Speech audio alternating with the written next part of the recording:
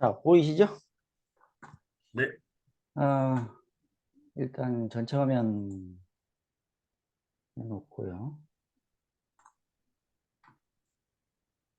네, 일단 강사 소개할 것 같으면은 여기 5개 책이 있는데요. 그중에서 자서전과 관련된 것은 3가지입니다.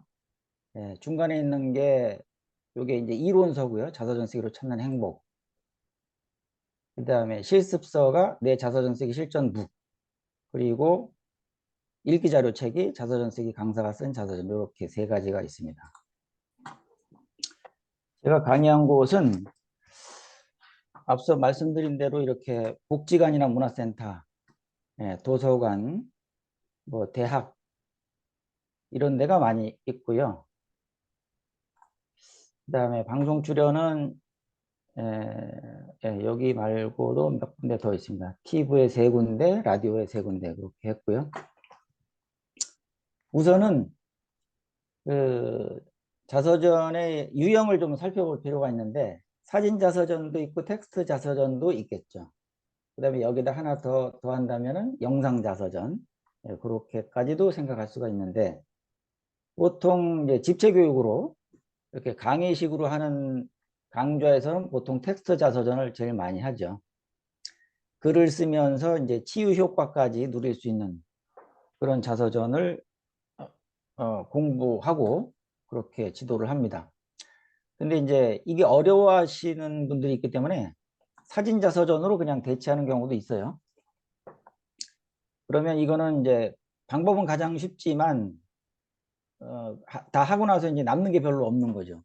그러니까 앨범에다 사진 붙여놓고 그 밑에다가 캡션 다는 그 정도 수준에서 끝나는 거기 때문에, 물론 이제 쉽게 할 수 있다는 장점은 있지만 그래도 뭔가 인생의 의미를 이렇게 되새겨보고 정리하고 하는 데는 텍스트 자서전이 훨씬 더 좋다고 생각을 하고요. 이 2가지를 병행하는 게 낫겠죠. 병합해서 텍스트를 위주로 하되 사진까지 첨부해서 좀 다양하게 하는 게 좋겠다, 그런 생각입니다. 글을 위주로 집필하는 거, 글을 위주로 하되 이해를 돕기 위해서 사진이나 그림을 활용하는 거, 그렇게 생각하시면 되겠습니다. 그 다음에 이제 자서전을 왜 써야 되는지를 먼저 따져봐야 됩니다. 그러니까 교육에 참가하시는 분들은 이제 뭔가 생각을 가지고 지원을 하셨겠죠. 그런데 단순 호기심으로 오시는 분들도 있고 그렇기 때문에 그분들한테 일단은 자서전의 의미부터 알려드리는 게 제일 좋거든요. 그래야지 동기부여도 되고, 동기부여가 돼야 또 뭐 10회기, 20회기 꾸준히 결석하지 않고 잘 참여할 수가 있기 때문에 그게 가장 중요하다고 보고요. 그래서 일단 동기부여 차원에서 한번 짚어본다면 의미 있는 가치로 남기기 위해서 자서전을 쓰는 거다. 연세 드신 분들이잖아요. 그러니까 자기 인생을 좀 정리하고 싶은 마음들은 누구나 다 갖고 있다는 얘기죠. 기본적으로. 그다음에 살아있는 교훈이 되는 기록물을 남긴다. 요거는 뭐냐면은 후손들한테, 그러니까 제일 가깝게는 자녀, 그 다음에 손자, 손녀, 이런 후손들한테 내가 살아온 인생을 쭉 들려주면서, 이야기를 들려주면서, 아, 이런 교훈이 있어 라고 이야기할 수 있는 거. 그러니까 시행착오를 겪으면서 여태까지 살아왔는데 그 시행착오를 너는 좀 겪지 않았으면 좋겠어. 내가 이렇게 살아보니까 세상이 이렇더라. 그런 교훈을 남겨주는 거죠. 자아 정체성 발견하는 의미도 있겠고요. 사실은 요 3번이 가장 중요합니다. 그러니까 뭐 교훈이 되는 거, 요것은 제3자, 내가 아닌 남이잖아요. 그러니까 뭐 자식이 됐든 후손이 됐든 그런 사람들에 대한 것이고, 가장 중요한 건 나니까. 예. 내가, 아이고, 예. 내가 어떤 사람인지를 발견하는 거, 그게 가장 이 자서전 쓰는 목적에 부합하다고 봅니다. 세상에 휘둘리지 않기 위해서 쓰는 것이라고 보면 되겠고, 그 다음에 이제 자서전을 쓰면 어떤 도움이 되는지 있는지 요걸 따져봐야 되는데, 만약에 도움이 되지 않는다면 열심히 하지 않을 거예요. 당연하죠. 뭐 해도 그만 안 해도 그만인데 내가 거기다 시간 쓰고 돈 쓰고 에너지 쓸 필요가 있겠냐 그런 생각이 든단 말이죠. 그렇기 때문에 일단은 시작하기 전에 어떤 도움이 되는지를 좀 알려줄 필요가 있고요. 그거를 스스로 생각하고 그 다음에 아 그렇다면 나도 좀 열심히 해야 되겠다. 네, 거기까지가 갈 수가 있겠죠. 심리치유, 기억력 개선 요 두 가지라고 볼 수가 있겠는데 제임스 페니베이커라는 미국의 심리학 교수 그 사람이 쓴 책이 글쓰기 치료입니다. 요 책에 보면은 이제 트라우마에 대한 글쓰기를 했을 때 심리가 치유되더라 그런 내용이 들어있거든요. 그래서 이것도 어쨌든 자서전도 글쓰기고 예, 글쓰기가 90%를 차지하죠. 그렇기 때문에 심리치유에 큰 도움이 된다. 요 장점이 아주 크게 작용할 거라고 봅니다. 기억력 개선. 보통 60대, 70대, 80대 어르신들이니까 기억력이 점점 퇴화한단 말입니다. 근데 그것을 어떻게 하면 좀 더 총명하게, 총기를 잃지 않게 오랫동안 갈 수 있는가. 그게 최대 고민인데, 기억력을 유지한다는 건 굉장히 중요한 일이죠. 노인들한테. 그래서 자서전을 쓰게 되면은 대부분 사람들이 이제 그 집에 가셔서, 강의 듣고 집에 가셔서도 많이 생각한단 말이죠. 또 숙제도 해야 되니까. 그러다 보면 옛날 일을 계속 생각하고 떠올리고 글로 써보고 또 토론하고 이런 과정을 통해서 기억력이 개선되는 효과가 있다고 봅니다. 그 다음에 삶의 가치와 의미를 발견한다 하면 되겠고 그 다음에 이제 실습은 두 가지가 있는데 자 요거를 한번 해보면 좋겠습니다. 지금 참여하신 분들 그 종이하고요 필기구가 준비돼 있으시죠? 종이, 네. 종이하고 필기구. 네, 종이 한 장 꺼내 놓고요. 어떻게 하시냐면 잠시만요. 제가 보여드릴게요. 우선은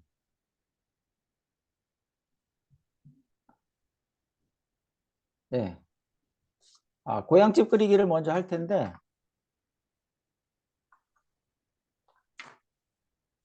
자, 요거를 제가 한번 보여드리겠습니다. 자, 백지가 있죠? 백지. 네, 백지에다가 어떻게 하시냐면 중간에다가 중간에다가 집을 그리는 겁니다. 집을 아주 조그맣게. 예. 그러니까 이걸 우리 집이라고 생각하면 되는 거죠. 내가 살았던 집. 그런데 자, 5세에서 8세 정도 사이에 내가 살았던 집을 한번 떠올려 보는 거예요. 그러니까 그 동네, 그 마을의 분위기 이런 것까지 같이 생각하면서 그 어린 시절로 돌아가는 겁니다. 그러기 위해서 요걸 한번 해보는 건데 자, 가운데다가 우리 집을 조그맣게 이렇게 표시를 해 놓고요. 이 주변 상황 뭐 골목이 될 수도 있고 건물이 될 수도 있겠지만 그런 것들을 한번 그려보는 거예요. 내가 어렸을 때 살던 집 주변에 뭐가 있었는지 그러면서 기억을 다시 소환하는 겁니다. 어렸을 때 추억.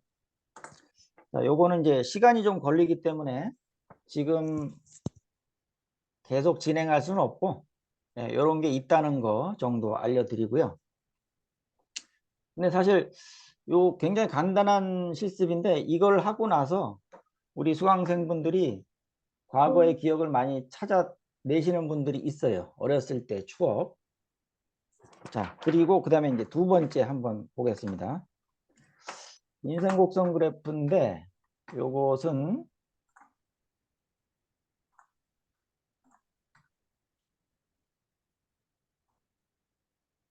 자, 지금 이렇게 표시되어 있는 거 예. A4 용지에다가 이렇게 한번 그려 보실래요? 아래쪽에 축을 그리고 10대, 20대, 30대, 40대, 50대, 60대, 70대, 80대까지 선을 그려놓고 그 다음에 위로 이렇게 직선을 하나 그리고 표처럼 만드는 겁니다. 이제 막대 그래프를 그릴 텐데요.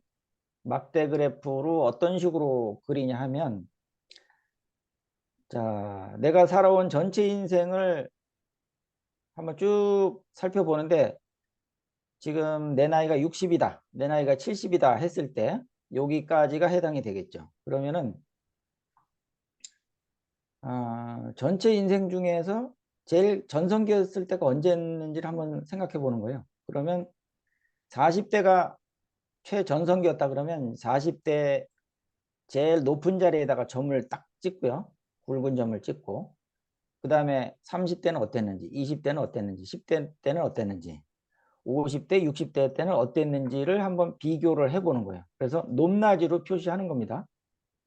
높낮이로 표시를 하되 이제 점을 찍으면 되죠. 그러니까 40대가 최고점이면 50대는 조금 낮은 점일 거고 뭐 30대도 좀 낮은 점일 거고 이렇게 각각의 선을 이어보면 그래프가 쭉 만들어지고 그러면 이걸 보고 또 생각할 수가 있죠. 아, 내가 40대 때가 전성기였는데 그때 무슨 일이 있었던가. 요것이 이제 하나의 글감이 되는 거죠. 아, 그때 내가 뭐 좋은 사람 지인을 만나서 귀인을 만나서 내가 아주 큰 혜택을 받았어. 돈을 많이 벌었어. 뭐 이런 식으로 하나의 스토리가 생각이 나겠죠. 그 다음에 또 20대 때가 좀 낮은 점이었다면 왜 낮은 점이었는지를 한번 생각해 보는 거예요. 아, 이때는 뭐 어머니가 돌아가셨어. 아니면 뭐 가정 형편이 갑자기 기울었어. 뭐 그런 등등 여러 가지가 있겠죠. 50대, 60대. 60대를 보니까 최전성기 40대 때보다는 못한데 그래도 뭐 이 정도면 살만한 것 같아. 그러면은 조금 높은 점을 찍겠죠. 그리고 현재 그 행복한 정도, 상태 이런 것도 한번 점검을 해보고 각각의 스토리를 한번 찾아내는 것은 가장 중요하다고 봅니다. 그러니까 글감을 찾아야 그걸 가지고 글을 쓸 수가 있거든요. 근데 그 글감이라는 게 기억에 의해서 기억에 의존해서 나오는 거니까 기억을 찾아내지 못하면 글감 자체도 찾을 수가 없는 거죠. 자, 예. 그러면 그 두 가지를 이제 실습이라고 생각하시면 되겠고요. 그 다음에 이제 이론적인 걸 조금 더 살펴보겠습니다. 자, 지금 나오는 거는 뭐 방법론이라고 보시면 돼요. 방법론. 그러니까 글을 쓴다는 거, 그 다음에 자서전을 쓴다는 게 이렇게 정리한다면 간단한 거죠. 그냥 질문을 통해서 글감을 찾아낸다. 글감이 있어야 된다. 기억을 통해서 글감을 찾아낸다. 첫 번째. 그 다음에 두 번째는 요것을 이제 잊어버리기 전에 메모를 해서 간직하는 거죠. 이거 가지고 글을 써야 되니까. 키워드가 되니까. 그 다음에 키워드를 활용해서 토막글을 하나씩 짓게 되는데 요것들은 자서전이 아니지만 토막글이 모이면 자서전이 된다는 거죠. 근데 또 토막글을 모은다고 해서 다 자서전이 되는 건 아니지만 거기에다가 조금 더 옷을 입혀야죠. 모아둔 토막글을 가지고 조합하면서 리라이팅을 한다. 그러면 이제 거의 완벽한 자서전이 만들어지는 거죠. 이거하고 같이 생각할 수 있는 게 또 뭐냐면 목차가 되겠죠. 목차를 생각하면서 토막글을 가지고 조합하면서 리라이팅을 하게 되면 이제 우리가 원하는 그런 자서전이 만들어진다라고 보시면 되겠고요. 그 다음에 글감 찾기 관련해서 하나를 보여드릴게요. 자, 글감 찾기. 근데 60년, 70년을 살았는데 내가 과거에 살아온 기억들이 내 머릿속에 있지만 그게 빨리빨리 생각이 안 나고 정리가 안 되잖아요. 근데 그것을 찾아내야 됩니다. 그러려면 뭐 강제로 어떻게 찾아낼 수가 없는 거죠. 그러다 보니까 이제 글감을 찾아낼 수 있는 방법을 생각하게 되는데 제가 쓴 책 자서전 쓰기로 찾는 행복이라는 것이 이렇게 돼 있는데요. 아까 잠깐 보여드렸던 그 책인데 여기 보면은 이제 시기별로 이렇게 질문이 나와 있어요. 여기 보시면 아동기, 청소년기 편이 있죠. 그 다음에 또 중년, 청소년기 생활, 결혼 생활 편도 있고요. 그 다음에 중년기, 노년기 편도 있는데 여기에 나오는 질문들이 각각 다릅니다. 자, 질문이 왜 필요한가 하면 지금 이런 식으로 구성이 되어 있는데 자, 가까이 보여드리면 이렇게 질문들이 들어있죠. 그리고 밑에는 이제 공란이 돼 있어서 여기다 이제 쓰는 겁니다. 아까 말씀드린 그 토막글이라는 게 바로 이런 개념이라고 보시면 됩니다. 토막글. 하나의 주제에 대해서 이야기를 써내는 거. 또 하나의 주제에 대해서 이야기를 써내는 거. 요게 이제 토막글이라고 볼 수 있는데 여기 이제 다양한 주제들이 있어요. 요것을 보면 글감이 생각이 나죠. 예를 들어서 뭐 많이 있지만 몇 개만 소개를 해 볼게요. 청소년기에 감명 깊게 읽은 책은 뭐냐? 아주 뻔한 질문인데 뭐 그런 것도 있고 학교에서 별명은 뭐였냐? 컴플렉스가 있었는가? 학업 성적은 어느 정도였는가? 어린 시절에 가장 좋아했던 음식은 뭔가? 싫어했던 음식은 뭔가? 또 가장 좋아했던 동식물은 뭔가? 이런 식으로 여러 가지 글감들이 있습니다. 요 글감을 보고 스토리를 엮어내는 거죠. 시기별로 여러 가지가 다 있다고 보시면 되겠고요. 그 다음에 자, 화면 공유.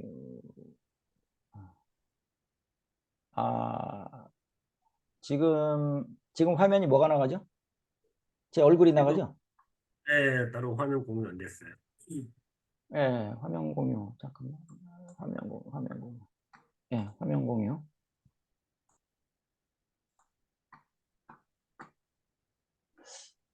일단 그 메커니즘이라고 볼 것 같으면 요 1, 2, 3, 4 이게 다죠. 그러니까 여기서 더 설명할 거는 사실 없습니다. 자서전 쓰기가 뭐 그렇게 복잡한 메커니즘이 있는 게 아니기 때문에 글쓰기잖아요, 글쓰기. 그러니까 간단하게 설명하자면 이걸로 그냥 끝나는 거죠. 하지만 여기서 끝나면 안 되는 게 왜 그러냐면 이제 좀 더 깊이 생각해 볼 필요가 있죠. 방법론적인 차원에서도 그렇고. 그래서 이제 제가 얘기하는 것은 동기부여고요. 또 다른 사람이 쓴 자서전을 대신 좀 읽어드리는 것도 있어요. 왜냐하면 내가 내 이야기를 쓰려고 그러는데 너무 막연하단 말이죠. 그러면 다른 사람은 어떻게 썼나? 그게 궁금하잖아요. 또 거기서 배울 것도 있고 하기 때문에 그 유명인 자서전을 일단 분석할 필요가 있는데 뭐 한 권, 두 권, 세 권 정도까지 읽어보면 좀 감이 잡히실 거라고 보고요. 그리고 그 다음에 또 유명인이 아닌 보통 사람들이 쓴 자서전들도 있어요. 그러니까 흔히 접할 수 있는 건 아니지만 주변에 보시면 이거 내 자서전이야 그러면서 만들어 갖고 책 주는 사람들이 있죠. 정치인이나 뭐 간혹 그런 분들 보셨을 거예요. 그러면은 그걸 받아서 한번 쭉 읽어볼 수도 있는데 대부분은 그냥 책장에 꽂아 놓죠. 어쨌든 유명인이나 유명하지 않은 사람들의 글을 좀 읽어볼 필요가 있다. 네, 거기서 배울 필요가 있다. 그런 것이고요. 그 다음에 러셀 베이커라는 사람이 쓴 성장이라는 자서전이 있어요. 요것을 한번 읽어보면 조금 감이 잡힐 수도 있는데 뭐 한두 줄 읽었다고 알 수 있는 건 아니지만 간단하게만 한번 보겠습니다. 지금 이 사람은 이 자서전 분야에서 그 퓰리처상을 받았던 사람이에요. 기자 출신이고요. 그 사람의 책이 굉장히 교과서 같은 자서전의 교과서 같은 책입니다. 그래서 제가 소개를 자주 하는데 뭐 그냥 간단하게만 읽어보죠. 로베츠빌의 너머로 내 세계의 끝자락은 브런즈빅에 있었다. 나는 아버지의 손을 잡고 처음으로 낙원을 거닐어 보았다. 브런즈빅을 방문하면서 나는 삶의 무한한 가능성과 경이로움에 눈을 떴다. 이렇게 해서 그 어렸을 때 내가 살았던 그 사건과 추억, 그다음에 감정, 그리고 분위기, 그런 것까지도 한번 짚어보는 거. 이것이 자서전 쓰기 아주 큰 매력이라고 보고요. 이분 같은 경우에는 어렸을 때의 기억이 굉장히 긍정적으로 아주 좋게 남아있는 사람이에요. 행복한 기억. 여기 낙원이라는 말이 표현해 주듯이, 아, 어린 시절의 추억이 굉장히 아주 좋게 남아있구나. 근데 또 사람에 따라서 그 정반대인 경우도 있습니다. 예. 뭐 천층만층 구만층이니까 사람의 그 성향이나 살아오는 과정이 다 다르니까. 그렇죠. 불행한 기억을 가진 사람들도 물론 있어요. 자, 그다음에 이제 마크 트웨인 자서전을 보면은 여기서도 배울 게 많이 있는데, 이런 예문들을 제가 좀 읽어드리면서 설명을 하는데요. 뭐 그냥 간단하게만 설명을 한다면, 읽어보진 않겠고요. 그냥 설명만 한다면, 마크 트웨인 같은 경우에는 어렸을 때 굉장히 개구장이었어요. 그래서 그 장난치면서 놀던 이야기를 굉장히 많은 부분 할애해서 썼더라고요. 한 800페이지 정도 되는 책자인데, 그 자기가 살아온 얘기를 쓰는 게 자서전이니까, 예, 거의 뭐 시간 순으로 이렇게 쭉 썼더라고요. 그래서 아동기, 청소년기, 청년기, 중년기, 노년기까지 쭉 나오면서 맨 마지막에는 이제 그 자기 와이프, 부인 먼저 돌아가신 거, 그다음에 딸, 딸이 셋이 있는데 둘이 먼저 죽었어요. 그러니까 딸의 죽음까지 보는 그런 아주 비극적인 내용까지 다 담고 있는 책이 바로 마크 트윈의 자서전입니다. 한번 나중에 시간이 되시면 읽어보시는 게 좋겠고요. 이렇게 해서 남이 쓴 걸 좀 읽어보면 좀 감이 잡힐 수가 있겠죠. 자, 그 다음에 여기서 나오는 거는 뭐 길게 제가 설명을 하지는 않겠지만, 지금부터 나오는 거는 동기부여라고 보시면 돼요.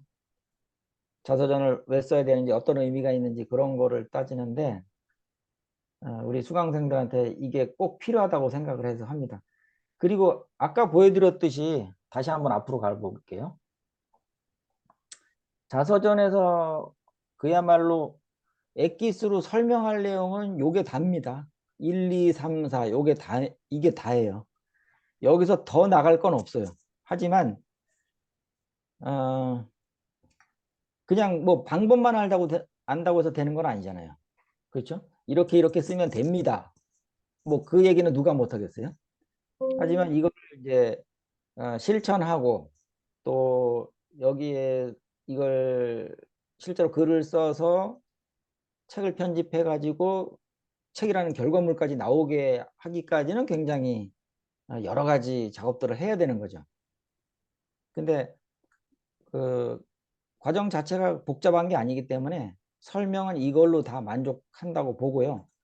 그 다음에 지금부터 말씀드리는 요것은 그야말로 그 정신활동, 예, 자서전을 통해서 우리가 뭘 얻어내야 되느냐 하는 것을 알려드리기 위해서 하는 과정이라고 보시면 되겠습니다.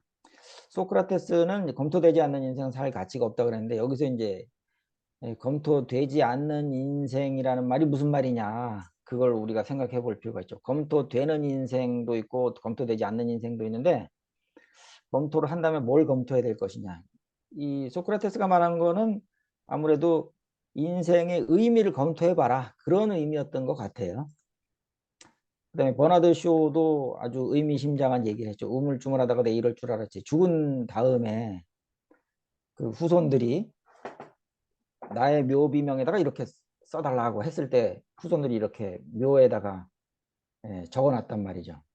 그러니까 일평생을 살았지만, 굉장히 열심히 살았지만, 죽음을 앞두고 나서, 죽고 나서는 허무함을 느낄 수밖에 없다. 이게 인간의 본성이다. 그것을 대변한다고 봅니다. 사르트르는 인생은 B와 D 사이 C이다 해서 초이스, 선택의 연속이다. 모든 70평생, 80평생은 선택으로부터 시작해서 선택으로 끝난다. 그런 의미라고 봅니다. 마르쿠스 아우렐리우스 황제는 명상록에서 이런 말을 했는데 여기서 제일 중요한 거는 이 아래쪽에 있는 말이라고 봅니다. 자기 자신의 영혼의 움직임을 조심스럽게 지켜보지 않는 사람은 반드시 불행에 빠지고 만다. 그래서 영혼의 움직임을 지켜본다는 게 이게 뭐 말은 어려운 거지만 사실 따지고 보면 우리가 자기 자신을 돌아보는 거, 자 성찰이라고도 얘기하죠. 성찰. 그다음에 아이덴티티를 찾아보는 거 이런 것들도 다 여기에 해당된다고 보는데 그렇게 해야 불행에 빠지지 않을 수가 있다. 예, 나락에 떨어지는 불행을 막을 수가 있다. 그런 의미라고 봅니다. 그다음에 괴테는 눈물 젖은 빵을 먹어보지 못한 자와는 인생을 논하지 말라고 했죠. 그래서 모든 인생은 어, 고해와 같다. 그래서 눈물 젖은 빵을 먹을 수밖에 없다. 예외 없이 모든 사람들이 다 그렇다. 그런 뜻이라고 봅니다. 그다음에 자선 쓰기에 접근하는 방식이 여러 개가 있는데 일단 우리가 할 수 있는 건 이제 글쓰기잖아요. 글쓰기와 스토리텔링. 요거 이제 문학적으로 접근하는 거고 좀 어렵기도 하고 좀 배우기도 해야 되고 공력이 많이 들어가는 거라고 보는데 글쓰기를 통해서 우리가 또 이런 것도 할 수가 있죠. 트라우마에 대한 글쓰기를 하면서 참여하는 글쓰기를 하면서 심리학적으로 접근을 하면서 좋은 결과를 얻을 수가 있다. 그다음에 철학적인 접근을 할 때는 이제 인생관과 가치관에 대한 글쓰기인데 제가 복지관에 나가서 강의를 하면 그 어르신들께서 질문하시는 경우가 있어요. 인생관이 뭐냐, 가치관이 뭐냐, 그걸 물어보시는 분들이 있어요. 제가 물어볼 때도 있고, 인생관이 뭡니까? 가치관이 뭡니까? 물어보면 대답이 안 나와요. 그러니까 인생관에 대해서 생각을 안 해봤다는 거죠. 70평생, 80평생을 살아도 그럼 그분들에게 한번 생각할 수 있는 기회는 줄 필요가 있잖아요. 그냥 사람이 한평생 살다가 가는데 어차피 누구나 한 번은 가야 되는 건데 이 세상에 사는 동안에 내가 어떤 생각을 가지고 살아갈 것인가. 요것은 그야말로 철학인데 철학적인 생각을 한 번도 해보지 않고 죽는다는 건 좀 불행한 거죠. 그래서 조금 어렵고 고차원적인 이야기이긴 하지만 그래도 인생관에 대해서 한번 생각해 봅시다. 이게 이제 강사가 주장하는 겁니다. 자서전쓰기를 5가지로 설명을 하는데요. 첫째는 자기 정체성을 발견하는 거라고 보고요. 진정한 자신을 찾아가는 거죠. 그러니까 글감을 통해서 자기 스토리를 찾아내는 건데 스토리를 찾다 보면 어, 생각하지 못했던 것들이 이렇게 툭툭 떠오르는 경우가 있어요. 그러니까 무의식 속에 잠겨 있는 생각들이 내 기억 속에서는 완전히 사라졌다고 생각을 했는데 사실은 나에게 남아 있더라. 근데 글을 쓰다 보면 그게 이렇게 수면 위로 떠오르는 거죠. 그러면서 나는 과연 어떤 사람인가라는 걸 다시 한번 생각해 볼 수가 있다. 그런 것이고요. 지금 질문이 여러 개가 있는데 이 중에서 제가 특히 중요하게 생각하는 질문이 이 2번째 줄에 있는 겁니다. 나는 왜 사는가? 요것을 복지관에서도 강의를 할 때 물어보는데 대답이 안 나와요. 왜 사는지를 본인도 모른다는 거죠. 그러니까 살기는 사는데 뭐 물어보면 이런 대답이 나오죠. 태어났으니까 삽니다. 뭐 죽지 못해 삽니다. 이런 대답도 나오고 그러는데 그거는 좀 비극적이고 소극적인 대답이라고 볼 수 있죠. 그러니까 이게 좀 더 긍정적으로 바뀌려면 어떻게 해야 되느냐. 생각을 해야죠. 내가 왜 사는가? 지금 이대로 사는 게 맞는가? 아니면 또 만약에 좀 다르게 산다면 어떻게 살아야 되는가까지도 연결되는 게 바로 이런 질문이라고 보는데 이런 질문을 전혀 해보지 않고 7, 80평생을 살았다는 것은 그야말로 불행한 거죠. 네, 최소한 한 번은 생각해 봐야 되지 않을까요? 그 다음에 2번째로 자서전 쓰기는 인문학 중에 최고의 인문학이라고 얘기를 하는데 휴메니티라고 하죠. 인문학을. 그래서 이것은 인간과 인간의 문화에 관심을 갖는 학문인데 나가 이 80억 인구 중에서 제일 중요한 사람이니까 요 나라는 중요한 사람을 여기다 딱 대입을 시켜보면 나와 나의 문화에 관심을 갖는 학문이 되는 거죠. 이게 가장 중요한 학문인데 그게 뭐냐면 자서전 쓰기다. 그렇게 생각할 수가 있겠습니다. 그 다음에 이제 자서전 쓰기는 참회다. 그래서 요것은 성 어거스틴이 쓴 참회록을 가지고 온 건데 참회를 하기 위해서도 전제 조건이 뭐냐면 자기 자신을 돌아보는 거죠. 돌아봐야 참회를 할 수가 있는 거죠. 그래서 자서전 쓰기와 참회는 일맥상통하는 게 있다. 그렇게 볼 수가 있겠습니다. 참회하는 심정으로 자서전 쓰면 좋겠죠.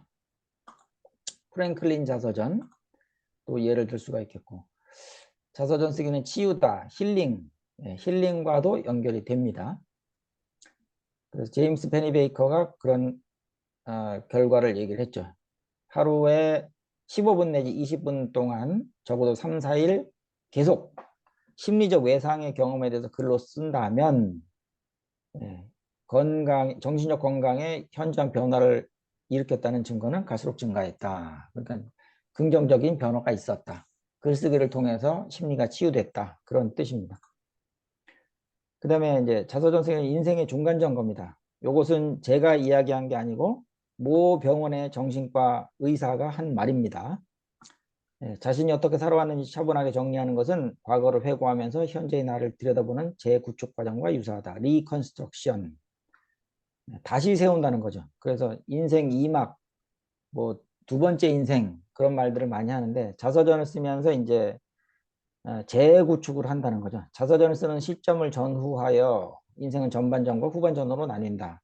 남은 날을 알차게 보내줄 수 있게 도와주는 중간 점검이다. 그래서 이제 러셀 베이커의 성장 자서전을 볼 것 같으면은 여기서 이제 배울 게 많아요. 아까 말씀드렸듯이 이 사람이 그 퓰리처상을 받은 사람이고 또 1925년생 어린 시절이 1930년대였기 때문에 그 엄마 아빠 부모님들의 세대는 굉장히 힘들고 불행했던 시절이었습니다. 대공황기 미국의 30년대는 대공황기였잖아요. 그래서 뭐 공장들이 문을 닫고 실업자가 넘쳐나고 뭐 그런 이야기들이 이 자서전에 쭉 나옵니다. 굉장히 재밌어요. 어쨌든 이 책은 한번 읽어보시면 소설책 한 권 읽은 것만큼 아니면 그 이상으로 재미있다는 걸 느끼실 거예요. 꼭 한번 읽어보십시오. 그래서 여기 이제 뭐 극적인 장면이 나오는데 이런 것도 나오죠. 아들과 식사 자리에서 대화를 하다가 이제 아들이 아버지에게 반항적으로 맞받아치는 거예요. 그러니까 아버지가 막 이 아버지가 러셀 베이커입니다. 러셀 베이커가 아들한테 막 훈계를 하려고 시작했을 때 그 애가 체념했다는 표정으로 날 이렇게 말했다. 그러면서 이제 애가 이렇게 말하는 거죠. 아버지께서 어릴 적에는 어땠는지 말씀해 주시죠. 그래서 난 그 애가 그렇게 말하는 것에 화가 났다. 난 언젠가 내 아이들도 그걸 이해하게 되리라 생각했다. 언젠가 내가 얘기를 들려줄 수 없을 때가 오면 그제서야 아이들은 내 어릴 적의 어머니 그리고 내 어릴 적의 세상에 대해 그리고 어머니와 나 두 골동품이 함께 지나온 낯선 시간들에 대해 알고 싶어질 거라고 생각했다. 그래서 이 과거에 어떻게 살아왔는지를 자녀분들은 관심도 없고 모른다는 얘기죠. 부모님이 어떻게 살아왔는지. 하지만 자기가 이제 또 40대, 50대가 돼서 돌이켜보면 아버지, 어머니가 어떻게 고생했는지를 알고 싶어질 거라고 그렇게 이야기하는 겁니다. 그 다음에 이제 글감 얘기를 아까부터 계속 했는데 글감이 뭐냐를 생각해 본다면 본 것, 들은 것, 느낀 것, 생각한 것, 경험한 것, 깨달은 것 주변에 있는 모든 게 다 글감입니다. 그러니까 일기를 쓰는 사람들은 아주 사소한 걸 가지고도 한 페이지, 노트 한 페이지를 채우잖아요. 아무것도 아닌 것 같고. 그게 다 뭐냐면 필력이 있다는 뜻인데 글감을 찾아낼 수 있는 능력이 있다는 거죠. 그러니까 남들은 그냥 스쳐 지나가고 별거 아니라고 생각하는 거에서부터 딱 포인트를 잡아서 글을 써낼 수 있는 거. 요것은 뭐 그냥 하루아침에 되는 건 아니고 물론 필력이 많이 필요하지만 어쨌든 글감은 도처에 널려 있다. 그런 얘기입니다. 자서전에 무엇을 담을 것인가를 생각한다면 이제 뭐 여러 가지 쭉 이야기가 나와 있는데 그 중에서 저는 가장 중요한 걸 요 셋째 줄 고난 극복 스토리라고 봅니다. 독자에게 감동을 전달할 수 있는 스토리가 뭐냐? 내가 과연 내가 그 인생을 살아오면서 이러이러한 많은 일들을 겪었는데 좋은 일도 있었고 나쁜 일도 있었다. 행복도 있고 불행도 있었다. 그런데 불행이 불행으로 끝난 게 아니라 불행을 내가 노력해서 극복했다 하는 게 이게 굉장히 독자들한테 감동을 전달하는 내용이죠. 예, 그러니까 이런 것이 꼭 이야기 속에 들어가면 좋겠다 하는 겁니다. 예, 그 뒤에 이제 여러 가지 이야기가 있는데 요건 좀 부수적인 이야기니까 일단 거기까지만 하고 이야기를 좀 나눠보겠습니다. 예, 어쨌든 이 수업이 그 예, 강의는 강의지만 지금 제 얼굴 나오나요? 네, 예, 예, 예. 예. 잠깐만요. 이거 요거 좀 빼놓고요. 예. 그 뭐 개략적으로 대충 오리엔테이션 비슷하게 일단 말씀을 드렸는데 사실은 여러분들이 이야기를 더 듣고 싶어요. 뭘 궁금한 해 하시는지 알면 제가 그거에 대해서 조금 더 자세히 말씀드릴 수가 있는데 이제 주어진 레파토리대로 하다 보니까 좀 단조로울 수 있고 그 전에 참여하신 분들 말고 새로 참여하신 분들 중에서 궁금하신 거 있으시면 한번 질문 주십시오. 제가 아는 데까지 충분히 답변 드리겠습니다. 네, 아무나 우리 말씀, 예, 저랑 예. 서연아 한번 다 들었던 내용이라서 이제 다른 분들 편하게 네, 한번. 안 들으셨던 분들 한번 말씀해 주세요. 네, 김태진 대표님 말씀하시려고. 네, 말씀하세요. 예, 먼저 죄송합니다. 그 민경 강사님, 저 업무 중에 들어가지고 이렇게 끊고 예, 말씀을 예, 드리는데, 예. 좀 양해 좀 부탁드리고. 그 다른 게 아니고 제가 그 자서전이라고 뭐 거창하게 말할까지는 없는데, 원데이 클래스 진행하면서 예, 예, 그 뭐 40대, 50대 나의 일생기 해가지고 반 비슷하게 자서전을 만들어지는 적이 있거든요. 예, 그래서 한 두 분 정도 해드리긴 했는데, 저희들 그, 아까 말씀해 주신 10주, 뭐 20주, 12주 강의 커리큘럼이 나와 있던데, 예, 예, 이거를 그 강의 구성을 할 때, 예, 이게 10주로 할 때, 뭐 4주로 할 때, 12주로 할 때, 예. 그런 따로 구성법이 조금 커리큘럼 짠 게 프로그램이 있으신가요, 혹시? 기관마다 그 회기가 다 달라서 저도 네, 구분을 좀 해놨는데 네, 이제 충분히 하려면 20주가 제일 좋고요. 그다음에 이제 20주, 10주로 예, 줄이면 그걸 절반으로 뚝 잘라야 되잖아요. 예, 그리고 또 5주가 되면 거기서 또 절반으로 잘라야 되고 그래서 어, 이제 압축해서 수업을 할 수밖에 없죠. 근데 요즘에는 보통 10주나 12주 정도를 하더라고요. 복지관에서 보면. 10주, 12주. 예, 제일 보편적인 게 10주 정도 됩니다. 10회기. 그럼 이제 그럼 한 거기에 두 달, 맞춰서 예, 강의를 하게 되는데 어쨌든 뭐 길다고 좋은 것도 아니고 짧다고 좋은 것도 아니고 적당한 게 제일 좋죠. 10주면은 처음 첫 시간에 이제 동기부여하는 오리엔테이션 지금처럼 이렇게 강의를 진행하고 보통은 한 회기당 2시간씩 하거든요. 예, 그러니까 2시간이니까 이제 2회기, 3회기 쭉 나가면서 어떻게 하냐면 어, 2교시라고 보면 되죠. 첫 시간 예, 50분은 강의를 하고 나머지 예, 50분은 이제 토론도 하고 그다음에 지난주에 숙제 냈던 거 발표도 하고 예. 질문도 받고 예, 그런 식으로 진행을 합니다. 어쨌든 뭐 20주가 10주가 되려면 생략해야 될 것도 많고 하니까 예. 조금 유동적으로 조절할 필요는 있죠.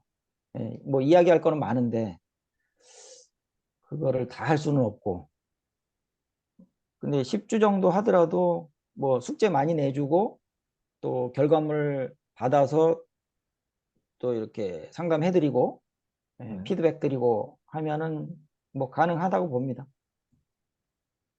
일단 그 뭐 주제는 무조건 자서전으로 진행을 해야 되니까 저희들 예, 하는 데는 지금 뭐 층들이 젊은 층도 있고 그 퇴직한 교수님도 계시고 여러 층들이 좀 예, 다양해서 예, 그분들 눈높이의 말씀을 좀 접근해서 해드리곤 한데 여기는 지금 시니어층 타겟으로 이제 하려고 하니 예, 예. 주제를 완전히 그냥 자서전적으로 다 바꿔가지고 진행을 해야 음, 되겠네요. 예. 그러니까 좀 폭넓게 하려면은 그냥 자서전이라는 이야기는 그 대문으로 이렇게 내걸지 말고요. 그냥 네. 나를 찾는 글쓰기, 뭐 음. 찾아가는 글쓰기, 뭐 조금 표현을 조금 바꾸는 게 더 부드럽게 접근할 수 있는 방법이 되죠. 그러니까 40대, 30대 분들이 찾아오시는 경우도 있거든요. 강의실에. 예. 예. 그분들을 눈높이에 맞추려면은 아무래도 뭐 조금은 색다르게 해야 되지 않을까 생각합니다. 그 그리고 제가 알기로는 중학교 3학년한테도 수행평가를 한다고 알고 있어요. 자서전 네. 쓰기. 근데 음. 중학교 3학년이면은 10대 살밖에 안 되잖아요. 예. 근데 그런 애들한테 학교에서 이렇게 자서전을 써오라고 숙제를 내고 평가를 한다는 거는 그만큼 교육적인 효과가 있다는 거고, 뭐 걔들이 하는 음. 게 뭐 대단하겠습니까마는 양도 얼마 안 되고 하겠지만 그 어린 학생들한테도 자기가 그동안에 뭐 짧은 인생 살아온 이야기를 한번 정리해 주는 그런 시간이 필요하다고 생각해서 그 교육 프로그램 만들었다고 봅니다. 예. 또 다른 질문 말씀해 주세요. 네, 민규 강사님 오늘 강의 잘 들었습니다. 예, 예, 감사합니다. 예, 민생님 주로 이제 시니어들 대상으로 이런 글쓰기 강의 예, 하시죠? 예. 그럼 이제 하시면 주로 이제 1대1 코칭이 많습니까? 아니면 이처럼 여러 사람들을 이렇게 수강생들을 모아놓고 진행하는 게 많습니까? 뭐 대중 강의이기 때문에 1대1 코칭하기는 좀 어렵고요. 예. 이제 제가 강의를 좀 편하게 하기 위해서라도 1대1 코칭은 잘 안 하는 편입니다. 주로 이제 대중 강의로 하신다는 거죠. 예, 그러면은 이제 보통 목적이 어쨌든 이제 책을 쓰는 거잖아요. 예, 예. 그러니까 책을 쓰고 출간하는 건데 이를테면은 이제 수강생들 중에 약 한 몇 퍼센트가 책을 쓰고 출간하는 걸로 나옵니까? 그게 현실적으로 좀 어려운 점이 있어요. 음. 예. 저는 뭐 20년 넘게 이 한 가지를 계속 강의를 했지만 이제 복지사님들이 저한테 문의 전화를 했을 때도 그 얘기를 하거든요. 결과물이 많이 나올 거라고 기대하지 마라. 음. 저는 그 얘기부터 합니다. 그게 무슨 얘기냐면은 이제 제가 숙제를 내주잖아요. 그러면 A4 용지 이제 한 장을 채워라고 숙제를 내는 거예요. 예를 들어서 한 장 다음 주까지 요 주제로 한번 써갖고 오십시오. 물론 많이 쓰면 많이 쓸수록 좋습니다. 그렇게 얘기를 하지만 지금 들립니까? 네네. 네, 예, 예. 근데 그게 잘 안 된단 말이죠. 현실적으로. 그분들이 뭐 게을러서 그러는 것도 아니고요.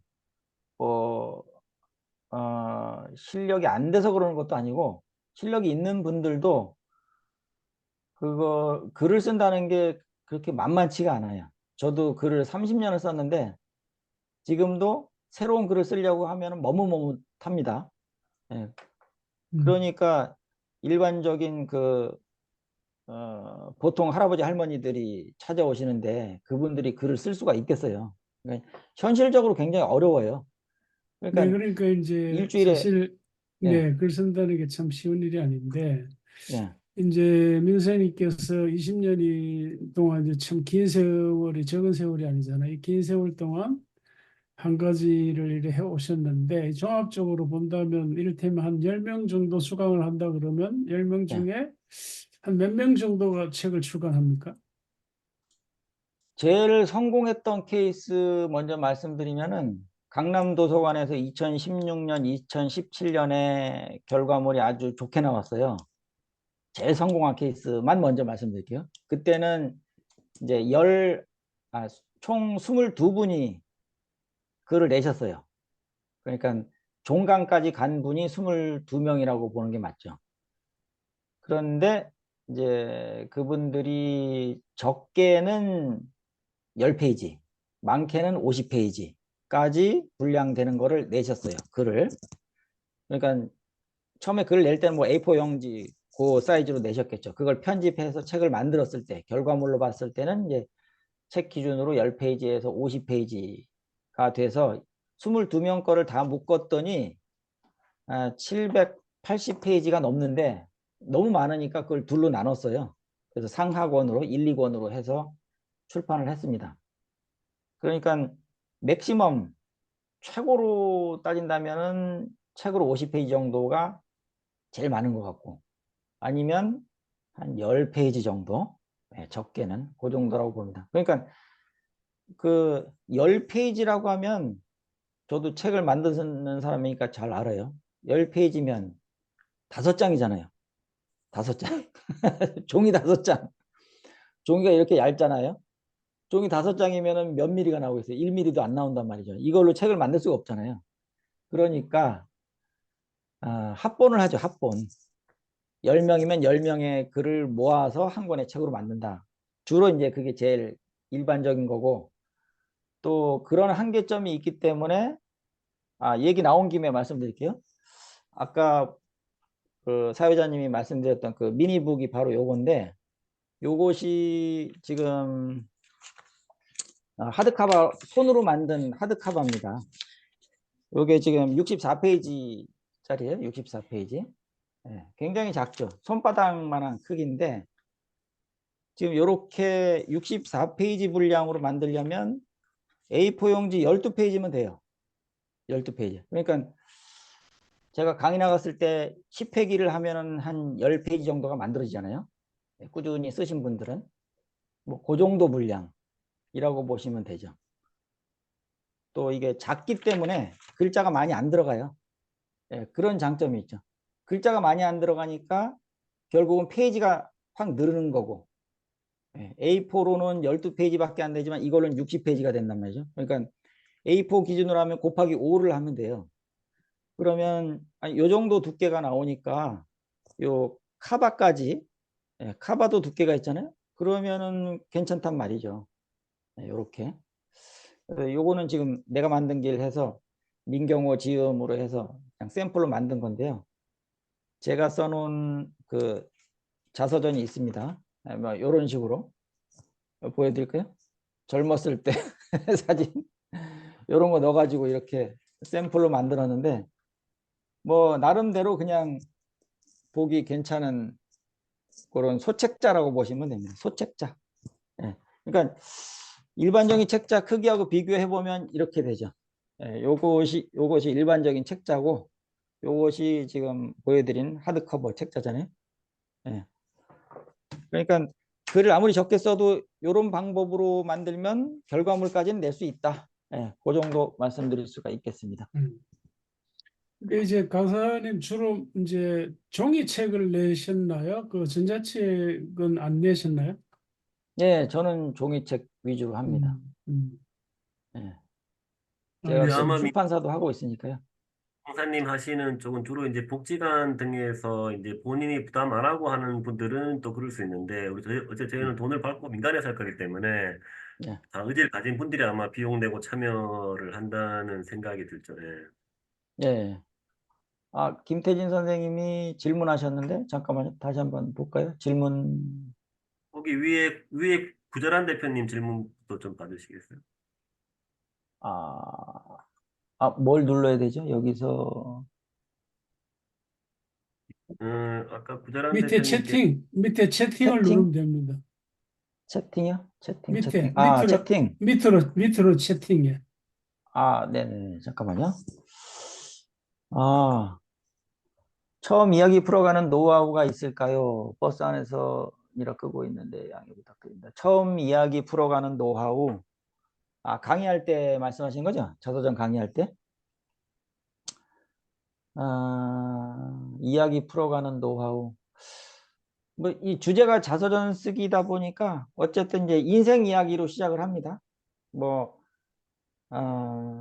어떻게 살아오셨습니까? 또 이제 깊게 들어가면은 뭐, 왜 삽니까? 이런 얘기까지 하지만 처음에 만났을 때는 자서전에 대해서 얼만큼 관심을 갖고 계시는지도 여쭤보고 또 다른 사람이 책 만든 걸 한번 보신 적이 있습니까? 뭐 그렇게도 물어볼 수도 있고요. 또 강좌에 참여하신 이유가 뭡니까? 이렇게 물어볼 수도 있겠고 뭐 다양하게 질문하면서 할 수 있겠죠. 미니북 하면 최소 몇 부씩 출판할 수 있나요? 한 권도 가능합니다. 한 권도. 예, 요거는 그 제가 링크를 나중에 보내드릴 수 있는데 그 주문하는 사이트가 있어요. 예, 한 권 16,000원으로 합니다. 그 네, 그거 다음에 거 제가 공유해 드릴게요. 예, 활동할 때 꼭 하지 말아야 할 질문과 주의해야 할 사항이 있을까요? 하지 말아야 할 질문, 주의할 사항이요. 강의할 때 그분들 자존심 상하는 이야기는 안 하는 게 좋죠. 그러니까 뭐 행복, 불행에 대해서도 이야기하잖아요. 그 인생 이야기를 하다 보면. 근데 또 조금 민감한 주제까지 건드리면 기분 나빠하실 수도 있어요. 그러니까 뭐 남하고 비교하는 얘기 같은 건 하지 마시고 그 다음에 또 뭐 긍정적인 이야기만 하는 게 좋겠죠. 그리고 간혹 경우에 따라서는 이제 조금 몇 주가 이렇게 흘러가면서 친해지고 하면 속 깊은 얘기도 하라고 얘기를 하는데 속 깊은 이야기를 하는 사람도 있고 하지 않는 사람도 있잖아요. 만약에 그런 이야기를 좀 더 끄집어내고 싶으면 본인 이야기를 먼저 하면 됩니다. 본인 이야기. 나는 이 정도까지 공개를 하겠어. 당신들은 알아서 공개하시오. 그런 거죠. 내가 힘들었던 과거가 있었는데 이런 걸 통해서 나는 이렇게 극복을 했습니다. 여러분은 어떤 일이 있었나요? 그러면서 질문하는 것도 괜찮죠. 아까 강의 중에 보여주신 세대별 질문법 그 책을 공유받을 수 있을까요? 구매할 수 있는지요? 예, 요거는 사이즈 책이 이렇게 돼 있고요. 내 자서전 쓰기 실전북이라고 돼 있는데 요게 이제 겉에 둘러싼 거고 여기 네 가지 아까 보여드린 거 네 가지가 이렇게 묶여 있거든요. 서점에 있습니다. 대표 서점 교보문고 같은 데서 책 검색하시면 나옵니다. 제목은 요거 제목으로 검색하시면 되니까 내 자서전 쓰기 실전북 이렇게 치시면 됩니다. 요것도 괜찮고 저희는 그때 이거랑 세 권 패키지로 3만 얼마의 통으로 저도 그거 샀거든요. 예, 그거 예, 사면은 예. 샘플하고 해서 도움 되게 많이 저도 지금 예, 자서전 쓰기 3종 세트라고 해서 처음에 보여드렸던 그 세 권 있잖아요. 그건데 삼종 어, 패키지가 더 나은 것 같아요. 예, 예. 네, 네, 지금 요것도 있습니다. 요게 세 번째 책인데 네. 예, 자서전 쓰기 강사가 쓴 자서전 요거 이제 읽기 자료로 하는 거고요. 그다음에 네, 이론서는 요거 네, 자서전 저도 쓰기로 찾는 행복 요렇게 세 가지가 있습니다. 여기 세 개가 그때 3만 얼마였지 한 것 같은데? 3만 네. 3만 얼마였던 거. 그때 네. 38,000원이었나? 그게 더 나은 것 같아요. 한 권 사는 거. 예, 예. 네. 그것도 링크를 보내드릴까요? 네네, 그럼 제가 전달해 네, 드릴게요. 우경희 대표님이 예. 해주셨는데. 예, 예, 링크 보내드리면 되죠. 대표님, 근데 아까 그 미니북 보기에 저희 관심이 지금 많은데, 예, 여기. 그거를 어쨌든 한 권당 가격은 굉장히 메리트 있고, 그때 한글 양식에서 그냥 하면 되고, 예, 이미지 같은 거 자유롭게 넣을 수 있는 거죠. 사진 같은 거. 예. 여기 이제 아래 한글 편집으로 하면 딱 좋은데, 그 동영상을 제가 올려놨어요. 강의 동영상을. 그러니까 아래 한글 편집 동영상. 네, 그거 어떻게, 간단한 거. 예, 그것도 링크 올려주시면 되겠고요. 근데 왜 아래 한글을 택하냐면, 일반인들, 보통 사람들이 아래 한글을 제일 많이 쓰잖아요. 한국 사람들이 제일 많이 쓰는 게 아래 한글이고, 공무원들도 다 아래 한글 쓰잖아요. 그러니까 친숙한 프로그램이라서 그걸로 하면 좋겠다 싶어서 그걸로 편집하는 방법을 올려놨습니다. 아주 기초적인 거. 그러니까 고급 과정은 아니고 아주 기초. 그것만 알면 좀 응용해서 본인이 스스로 편집할 수 있게끔. 이제 왜 그렇게 할 수밖에 없냐면 이 단가를 낮추려면 저희가 편집해 가지고는 불가능해요. 편집을 하면 몇십만 원을 받아야 되는데 이거 한 권 만들자고 몇십만 원 낼 사람은 거의 없단 말이죠. 그러니까 본인이 편집해가지고 PDF 파일로 올려주면 제작은 우리가 해준다. 예, 그런 개념이라고 보시면 됩니다. 물론 저희가 그렇죠. 편집을 해도 되지만 인건비를 받아야 되니까 그게 가격에서 안 되거든요. 그러면 그러면 저희 온라인에서 이런 미니북 클래스를 열어가지고 저희가 이제 뭐 양식을 만들고 목차를 정해줘서 분량 얼마 네. 안 되니까 4주든 8주든 클래스를 열어서 글쓰기 특강하고 온 거 쓰게 해서 그 고객들이 원하는 부수만큼만 우리는 편집해서 그다가 발주를 하면 건당 16,000원이니까 예, 예, 우리가 뭐 예. 받아도 좋죠. 괜찮고 예. 그는 앞에서 뭐 3만 원 받든 편집까지 해서 3만 원 받고 예, 예. 받아서 보면 되는 거고 우리 강사 그렇죠. 각각 예. 그 저희는 이제 PDF 파일 완성된 거를 제작만 해드리는 서비스니까 그렇게 활용을 하시면 되죠. 이제 프로그램 미니북이 과정에서는 예, 미니북이 그러면 그 판형이 어떻게 되는 건가요? 요거는 그러니까 A4 용지의 4분의 1 사이즈입니다. 자, A4 용지 보여드릴게요. 네. A4 아, 용지, A4 아, 용지의 4분의 1, 딱 요 사이즈. 그러니까 굉장히 작아요. 그러니까 손바닥만한 크기라고 보시면 돼요. 그러면 네, 폰트는요? 폰트는 어떻게 써요? 이제 제가 제일 좋아하는 건 나눔 명조체인데 그게 네, 제일 예쁘거든요. 네, 그래서 제가 동영상에서도 그 얘기를 했는데 나눔 명조체는 네이버에서 무료로 제공하는 폰트입니다. 돈 주고 살 필요가 없어요. 음, 그러니까 누구나 다 다운받아서 쓸 수 있거든요. 네, 나눔 명조는 그 뭐 줄 자간격 요 모양 줄간격 자간을 조정할 필요가 없어요. 그러니까 100%로 그냥 쓰면 돼요. 그 모양이 제일 예뻐요. 그러니까 옆으로 크기는요? 늘릴 필요도 없고 위로 늘릴 필요도 없고 딱 그 사이즈 그대로. 글자 크기는요? 글자 크기 지금 여기에는 10포인트로 했습니다. 요거는. 근데 10포인트가 좀 작다 싶으면 뭐 10.5포인트로 해도 되고요. 10포인트로 했을 때 몇 줄 들어가냐면 하나, 둘, 셋, 넷, 다섯, 여섯, 일곱, 여덟, 아홉, 열, 열하나, 열둘, 열세, 열네, 열다섯, 16줄. 자, 이렇게 보여드릴게요. 16줄 들어갑니다. 10포인트로 했을 때. 음. 10포인트로 16줄 들어갑니다. 그리고 이제 상하, 좌우, 여백 같은 건 제가 동영상에서 설명해 놨으니까 그대로 하시면 돼요. 유튜브 동영상이 있습니다. 음. 유튜브 동영상 그거 보시면 뭐 그냥 그 컴퓨터 화면 보여드리면서 작업한 거라서 잘 될 네, 겁니다. 제가 방에 올려드렸어요. 예. 자서전 외 다른 내용의 책들도 소설, 전문 서적, 시집 등 PDF 파일 잘 정리된 소량 출판 가능하시죠? 예, 가능합니다. 자서전 외에 다른 것도 가능하죠. 시집, 수필지 뭐 다 가능합니다. 뭐 연애 편지 같은 것도 괜찮고 어쨌든 PDF로 받아서 그걸로 이제 뭐 POD 시스템처럼 그렇게 만드는 거니까 그냥 저희는 제작만 해드린다고 보시면 되고요. 융통성 있게 그 사이즈만 딱 맞춰서 그 안에서 융통성을 발휘하시면 되죠. 근데 아니, 참, 그 자서전을 굳이 전자책을 추천 안 하시는 이유가 있을까요? 아, 저는 종이책을 주로 여태까지 했으니까 네. 그쪽이 더 편한 거고요. 편해서 그쪽으로 하는 거고 전자책은 저도 이제 EPUB으로 만들어 보긴 했지만 모르겠어요. 그걸 제가 깊이 생각해 본 게 없어서 음. 전자책은 전자책대로 또 장점이 많이 있겠죠. 전자책도 내고 종이책도 내고 이것도 괜찮을 것 같아요. 그렇죠. 우 대표님이 하시는 게 지금 전자책 네. 쪽이니까 음. 예, 그렇게 계속 하시면 될 것 같습니다.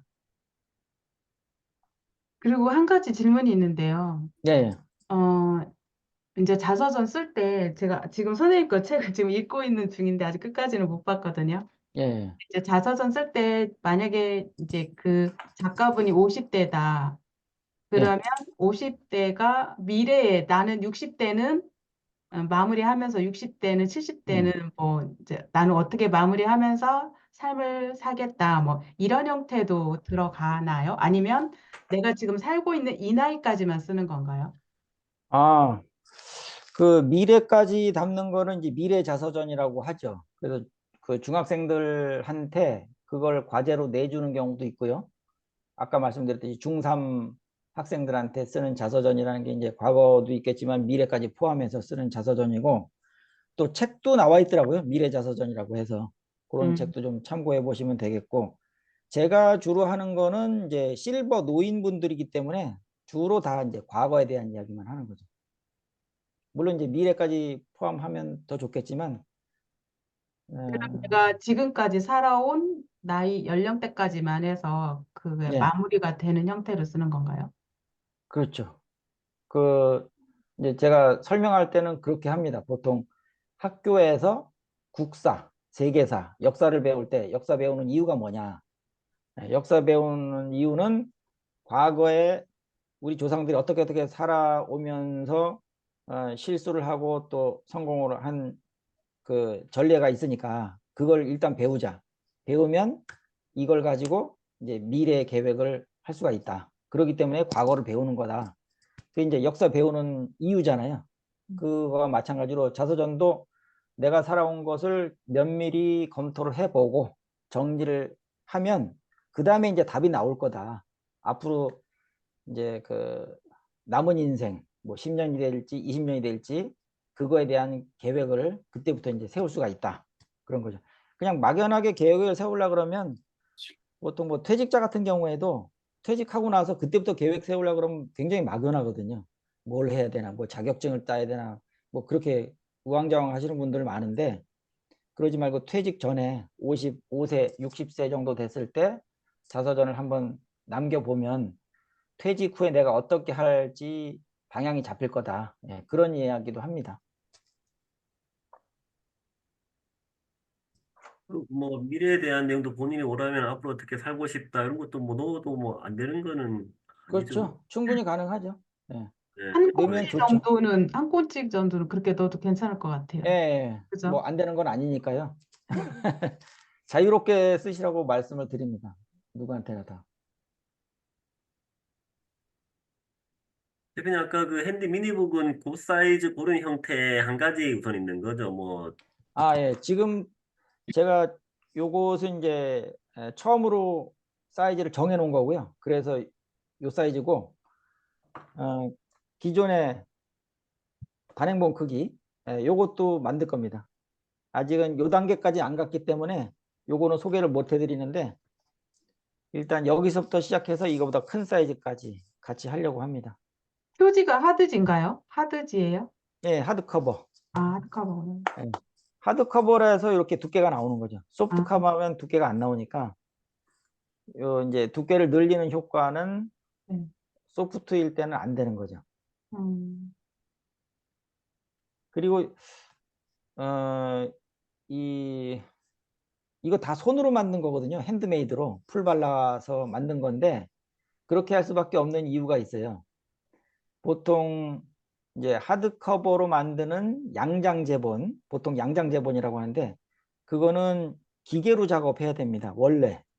예, 기존 출판에서는 잘 아시겠지만 저기 파주 같은 데 가면은 제본소가 있잖아요. 양장제본만 전문으로 하는 그 집들은 보통 500권, 1000권 단위로 해야지 일을 맡아주거든요. 뭐 1, 20권, 한두 권 해달라 그러면은 쳐다보지도 않아요. 그건 불가능하기 때문에. 그래서 이렇게 소량으로, 극소량으로 만들 때는 반드시 손으로 만들어야 되는 거죠. 이건 기계 작업을 할 수가 없기 때문에. 예. 그 이제 사철이라고 합니다. 사철. 그 실사자를 써가지고 실로 꿰매는 아, 게 양장제본이에요. 근데 이거는 실로 꿰맬 수가 없어요. 손으로 만약에 한다면은 뭐 할 수는 있겠지만 시간이 뭐 1시간, 2시간 걸릴 테니까 그렇게는 못 하는 거고, 다른 방법으로 하는데 어쨌든 사철제본은 못 합니다. 이렇게 소량으로 할 때는. 예. 우리 또 다른 양서원님 질문 있으세요? 사진을 몇 장 정도 삽입 가능하냐고 물어보셨네요. 아, 최, 사진은 뭐 편집하는 데 따라서 얼마든지 넣을 수 있죠. 뭐 작은 사진 넣을 수도 있고 큰 사진 넣을 수도 있고 화보식으로 만드셔도 되고, 예, 그 규격 안에만 들어가면 됩니다. 가로 세로 사이즈가 있잖아요. 우리가 편집할 때 보면은 그 판형을 정하지요. 그래서 뭐 가로 얼마, 세로 얼마, 그다음에 위, 아래, 왼쪽, 오른쪽 얼마 이렇게 잡아놓고 시작을 하잖아요. 용지 크기. 그러니까 그 안에서는 뭘 넣어도 상관이 없습니다. 그냥 일반 책 만드는 거하고 똑같다고 보시면 돼요. 실제로 다른 책 만들 때도 저도 아리안글을 많이 사용하거든요. 보통 인디자인으로 많이 하지 않습니까? 기존 출판에서는. 근데 인디자인은 인디자인대로 또 매력이 있는 거고, 아리안글로도 충분히 책을 만들 수가 있으니까 뭐 작은 책이든 큰 책이든 다 가능하죠. 그러니까 실제로 우리 일반인 분 중에서는 굳이 뭐 출판사 통해서 많은 비용 써서 유통까지 원하지 않고 그냥 종이 형태의 책만 원하시는 분도 있으니까 비용을 저렴하게 그렇죠. 소규모분들한테 예, 예, 글래스를 그럼요. 오프라인으로 이렇게 샘플 몇 개 갖다 놓고 이렇게 비용 받고 예, 해도 괜찮을 것 같은데. 그 대표님, 북쿠크라는 회사도 예, 그러면은요, 지금 그 예, 미니북이요. 예. 미니북을 그림책으로 만들다 치면은 지금 내지가 몇 장인 거예요? 지금 내지가 몇 장으로 들어가는 거예요? 여기는 지금 64페이지니까요. 네. 32장, 장수로 따지면.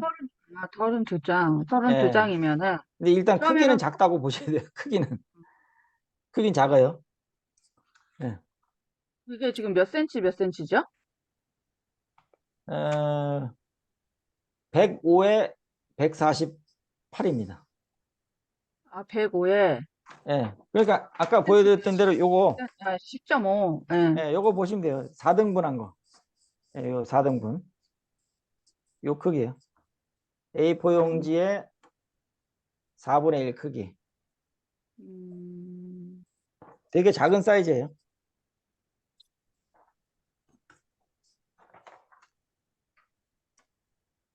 그러니까 작은 저기 사이즈로 뭐지? 했기 때문에. 그 위에 사이즈를 하신다는 말씀인 거죠? 네, 앞으로 할 거예요. 그러면은 그거는 가격이 어느 정도 가격이 나왔나요? 산출이 음, 되셨나요? 지금 지금 요거를 그 사이즈가 만 얼마였잖아요? 지금 16,000원으로 잡았거든요. 근데 네. 여기서 아마 한 2, 3천 원 정도 플러스 될 겁니다. 그럼 19,000원, 2만 원 안쪽이네요? 예. 그리고 요거도 이제 페이지별로 조금 구분을 해놨어요. 지금 60페이지를 미니멈으로 해서 16,000원 해놨고, 80페이지까지 1,000원 플러스, 그 다음에 100페이지까지 또 1,000원 플러스, 이렇게 됩니다. 16,000, 17,000, 18,000 이렇게 지금 요 사이즈는 그렇게 정해놨고요. 그리고 요거보다 큰 사이즈는 한 18,000이나 19,000부터 시작할 것 같아요. 그러면은 예를 들어서 그림책으로 해도 상관이 없는 거잖아요. 그죠? 예, 예, 가능합니다. 네, 꼭 자서전이 아니어도, 그죠? 그렇죠. 예, 음, 예.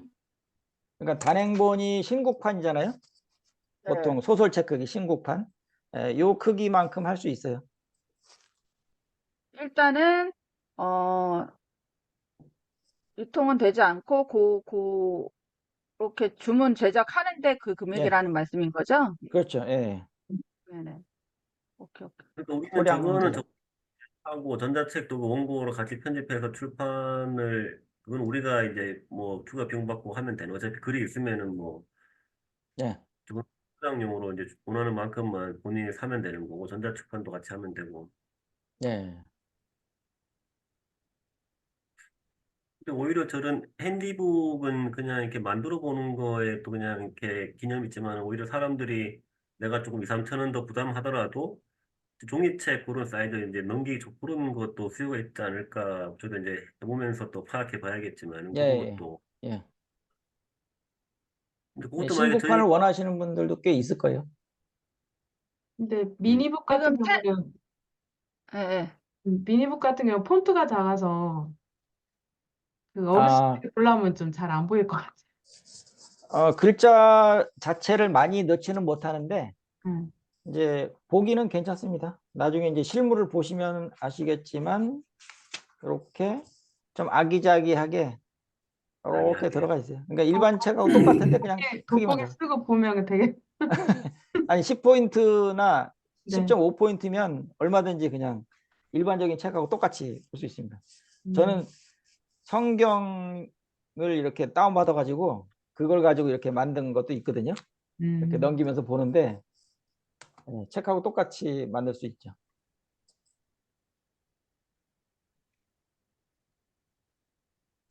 저걸로 뭐 분량에 맞게끔 한글로 목차를 기획해서 그걸 일단 쓰게끔 코치나 가이드해서 전자책도로 출판하고 종이책도 원하는 대로 예, 부수만 이렇게 예. 1인당 20만 원 받아도 부담 없이 할 수 있으니까 우리 입장에서는 뭐.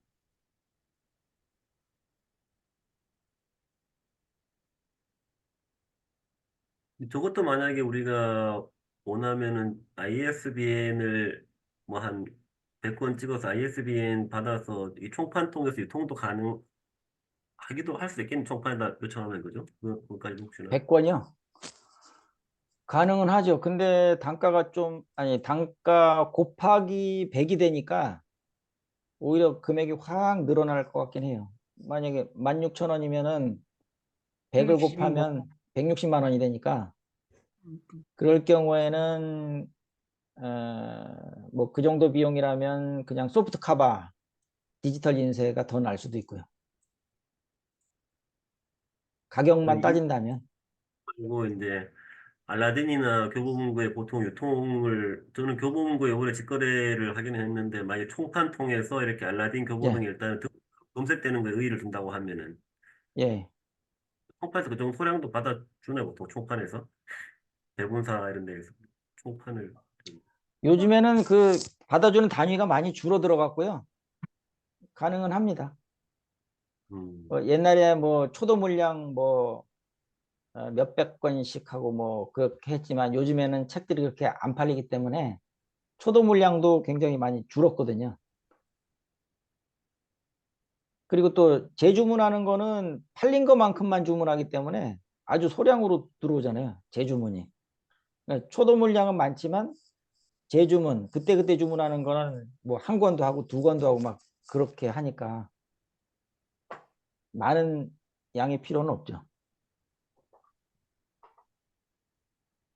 최첨단 고가 출판사 대신 틈새 시장, 고객들 위주로 POD. 예. 북극구도 제가 좀 사이트로 알아봤는데 거기는 단점이 뭐냐면 그 이렇게 날개 있는 책 있잖아요. 날개 있는 거는 무료 표지를 못 쓴대요. 그러니까 무료로 제공하는데 표지 디자인을 그거는 이제 이렇게 밋밋한 거 날개 없는 것만 가능하다 그러고 그다음에 하드카바 같은 경우에는 아예 안 되는 걸로 알고 있어요. 그거는 500권 이상 해야 주문을 받을 수 있다. 그렇게 얘기를 하더라고요.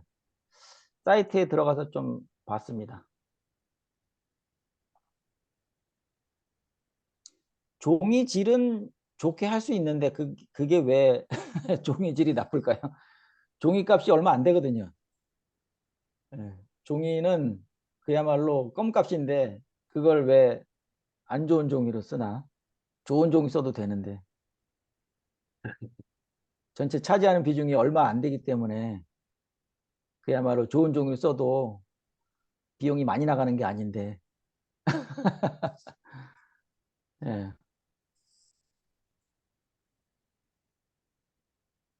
대표님 혹시 아까 그 미니북 만들기 유튜브 영상 주셨는데 그거 이렇게 여기 예. 맞게끔 세팅된 혹시 한글 원고 갖고 있는 거 있으셔요? 그 있으면 제가 다 바로 쓰면 좋을 것 같은데 그 규격에 맞게끔 주문하기 편하게 제가 만든 거요. 요거. 그거 한글 요, 원고 이 양식들이 있으면 제가 파일. 네, 파일 있으면 더 예, 좋을 것 워드 같은데 파일이요. 예, 있죠.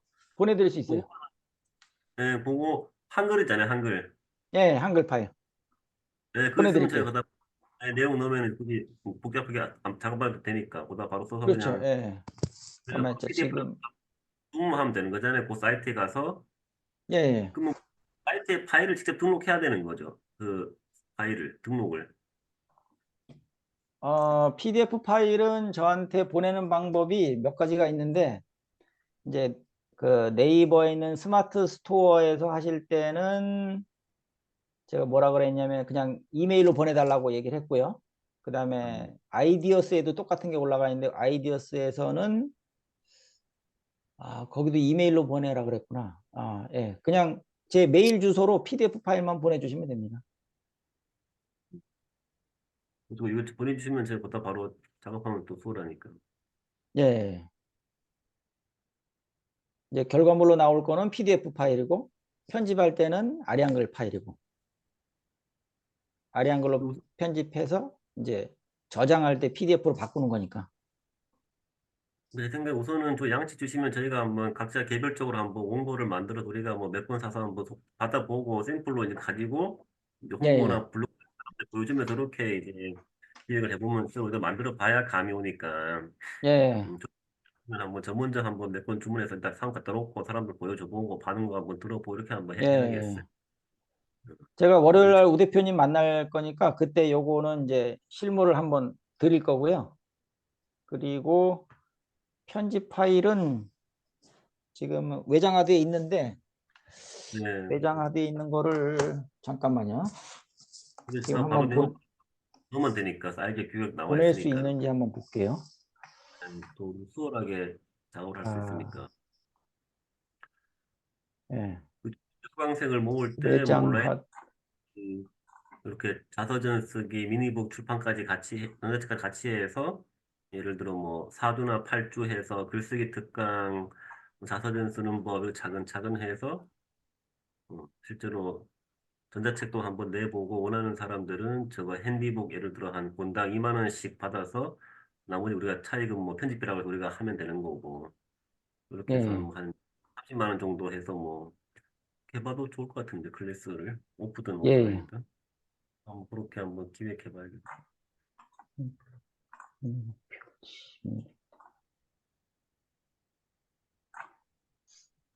아, 자, 이게 어디더라? 음.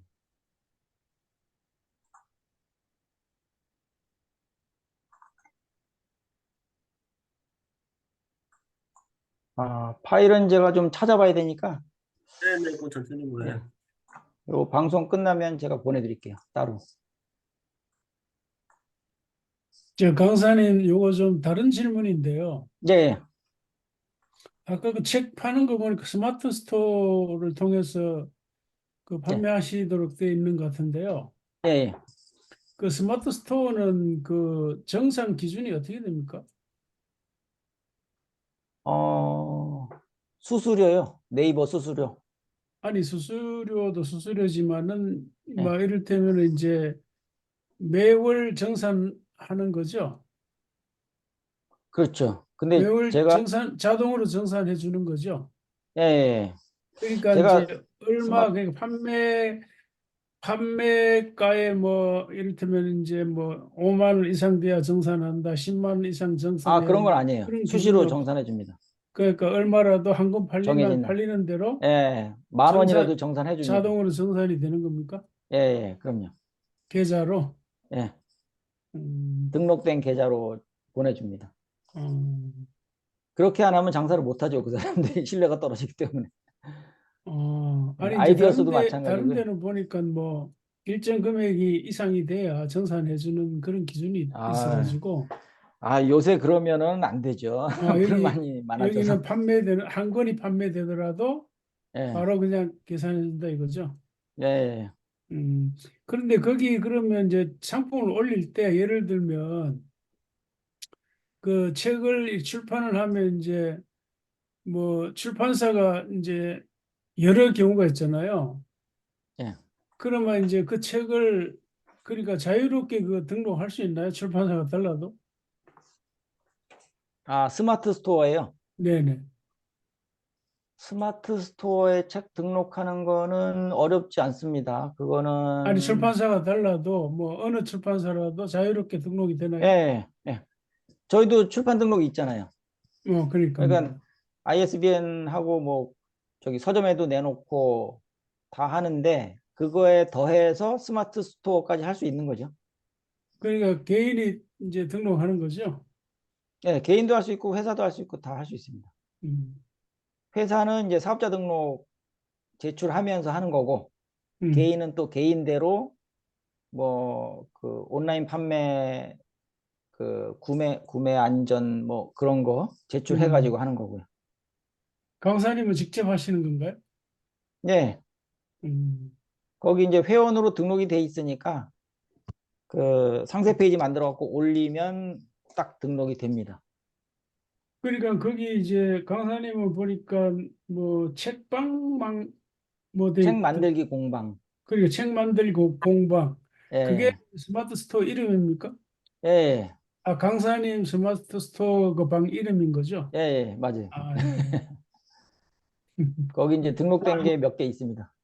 네.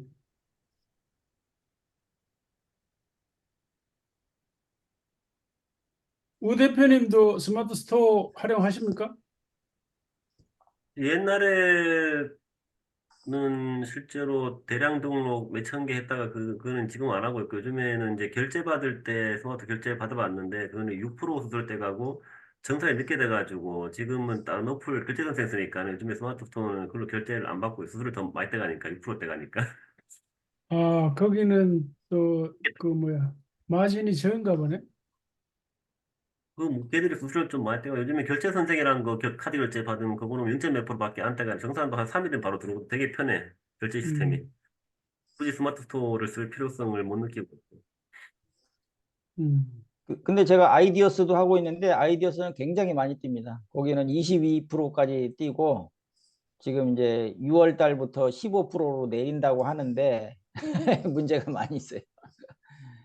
아이디어스는 그 핸드메이드 전문 사이트거든요. 음. 근데 거기는 그렇더라고요. 네이버 수준이면 굉장히 적게 뛰는 겁니다.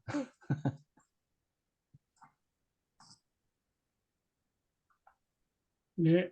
아이고, 오늘 강의 잘 들었습니다. 예, 예, 고맙습니다.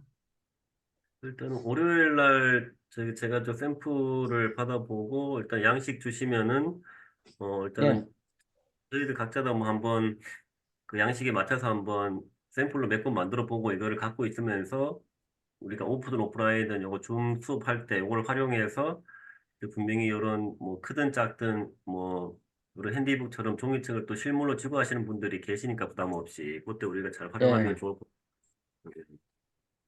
예,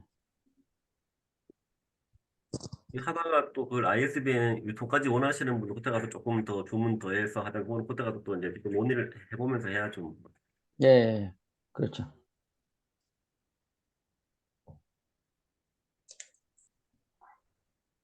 아까 어쨌든 그거 2배만 한 것도 어쨌든 곧 가능하게끔 세팅을 해주시면 어떨까 싶기도 하고요. 예, 그런 예. 것도. 한 2, 3주 안에 가능할 겁니다. 지금 제가 계획하고 있는 거라서.